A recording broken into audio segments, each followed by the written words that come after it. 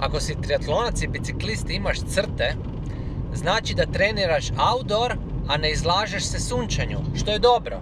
Uskoro ću popustiti ove mjere i svi ćemo više trenirati vani. Pa nemoj odmah navaliti bez majice usred dana na nasip. Ako ikako možeš, treniraj prije podne, poslije podne. A dermatolozi tako usred dana već ne preporučuju sunčanje počevši od proljeća.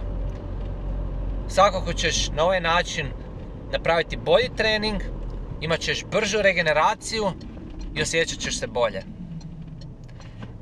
Ako već moraš trenirati usred dana, svakako stavi neke naočale, kapu i majicu duljih rukava da se zaštitiš i svakako nemoj to pokušavati napraviti kod kuće.